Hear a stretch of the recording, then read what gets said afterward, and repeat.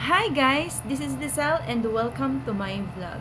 I want to share to you my experience about this book, My Negosyo Diary, For Richer and For Poorer. Okay na yung for ko, may F na. Hindi na Bisaya. And, How I Made My First Million. So this one, di ko pa nababasa. Babasahin ko pa siya siguro mamaya. And this one, natapos ko na siyang basahin. Pero guys, ito yung thoughts na parang meron siyang win-win scenario na katulad dun sa 7 highly effective people, 7 skills yun, yung mga 7 habits of highly effective people. Parang nandito siya. Ayan. Yung thoughts nito is all about kung saan nagsimula si Coach Chinky Tan, kung ano yung kanyang pinanggalingan, kung paano siya naging asensado. Ayan, may bookmark pa siya. Yung bookmark niya. Sticky note. And ito, ang ganda nitong basahin, guys. Dito ko nalaman how Chinky Tan, yung ano yung naging unang strategy niya, kung paano siya nagsimula. Yan. And this book contains na meron siyang mga mentor. Nandito yung mga mentor niya. Nabanggit niya dito yung mga mentor niya like Francis Kong, Robert Kiyosaki. Isa pala si Chinky Tan sa mga tagahanga ni Robert Kiyosaki. Napakaganda po ng libro nun ni Robert Kiyosaki. At talagang matututo ka doon. Doon ko nalaman na sabi nga ay don't money use you. Use money instead. Ganon. Yung nakalagay dun, yung talagang pinakang natandaan ko na quotes ni Robert Kiyosaki. Na huwag kang magpapagamit sa pera. Imbis, gamitin mo yung pera para umasenso ka. Yung pera ang gagamitin mo, hindi yung magpapagamit ka sa pera. May mga idiomatic expression yun. Pero, yung thoughts na yun, ang magbibigay sa'yo ng daan para maging mas successful ka. At mas madami pa yun, hindi lang yun yung quotes na binibigay ni Robert Kiyosaki, yung mga experience niya. And this book, marami siyang inspiration si Coach Chinky Tan. Marami siya ding nabasang libro na pinag-isa na niya dito, For Richer and Poorer, na talagang yung parang yung isipan mo ay naglalakbay kung ano yung mga pinagdaanan niya and matututo ka din kung ano yung mga na-experience niya. Sabi nga ay hindi mo na mararanasan yung hirap na naranasan niya kasi nasabi niya na sa'yo din his experience na yun ang gagamitin mo para magpatuloy ka and you start a business. Ayan. Yung parang hindi ka na dun sa poor, middle class, self-employed and investor, yung mga ganun. May mga circled kasi niyan kung nasaan ka doon.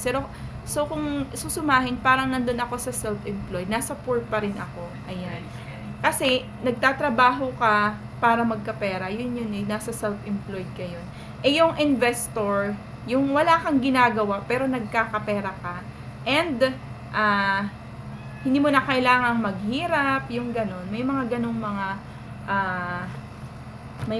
mga situation. Ayan. So this one, nasabi dito ni Coach Chinky Tan, yung mga ibang nabasa ko na natandaan ko na. Dumating siya sa point na talagang pinipilit niyang ibenta din sa mga kakilala niya na itinutulak na siya na mukha kang pera, gusto mo magbenta lang ng magbenta, ayan. Kasi sa isang business, kailangan meron tayong tinatawag na win-win scenario, na hindi lang dapat ikaw ang nananalo, dapat yung customer mo ang mananalo. Yung parang, para siyang, basta pag-i-invest, na hindi lang ikaw ang panalo, kundi yung kasosyo mo, yung mga ganun, o kaya yung mga customer, ayan. Parang sa isang product, sa quality ng product, nagbenta ka ng isang product, tumubo ka, then yung customer mo is naging satisfied doon. Parang yun yung win-win scenario eh. Matibay yung bagay, mga ganong realization at saka mga scenario. And dito din nalaman ko yung all about kay Oprah Winfrey, yung pinakang legit na host, pinakang sikat na host. na galing pala siya sa napakadilim na estado ng kanyang buhay. Then, simula nung pagkabata niya, ganun, marami siyang, yung iaano na natin na madilim yung buhay niya. Then, yun nga, yung naging, naging method niya, yung naging path niya, yun ang naging, doon siya naging strong para maging, mas successful siyang woman, mas the best successful woman in the world. Na ngayon, lahat ng mga product na ibenta niya, mabenta, yung mga ganun. Talagang Oprah Winfrey is, ngayon ko lang talaga siya nalaman kung ano yung, kung saan siya nanggaling. And alam niyo, I was so, na-inspired talaga ako kay Oprah. Dahil kahit siya ay nadapa, bumangon siya. And now, ngayon siya ang pinakang matatawag na milyonaryo o pinakang mayaman, pinakang sikat, influencer, ganon. And those things, talagang na-inspired ako. Kaya guys, kung mag-check out ka dito sa book na to, and ayan, kung mag-start ka na magtayo ng business o mag-invest, ito lang muna yung babasahin Hindi ko alam. para may idea ka kung paano, how to start business, how to invest. Oh my God. These three books may help you. Na napakaganda talaga ng mga thoughts ni Coach Chinkitan.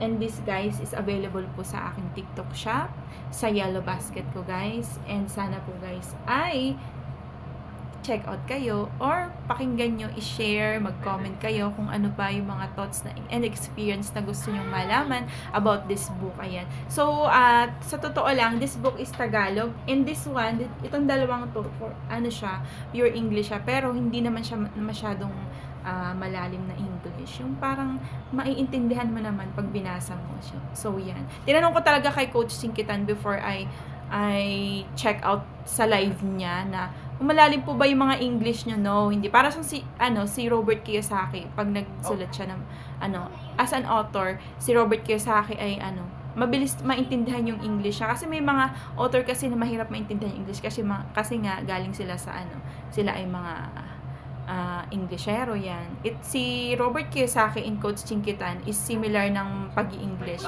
Madaling maintindihan. Kaya, kung natatakot ka na mabasa, kung natatakot ka sa mga English na mga talaga nakaka-nosebleed, no, hindi. Maganda siyang basahin, guys. Mayroon kang English na mahirap lang, pero madali namang hanapin sa Google. Ayan. So, napakaganda nito, guys. I experienced a lot of lesson na talagang, sabi nga, tears of joy, maiiyak ka talaga sa content nitong libro na to. Kaya, guys, mag-check out kayo, guys. Kasi gusto ko, guys, matuto din kayo. Hindi lang ako, kundi kayo, guys, ang matuto.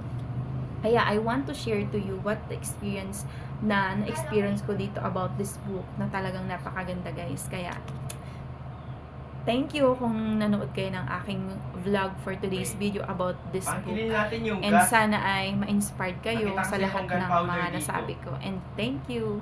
Bye!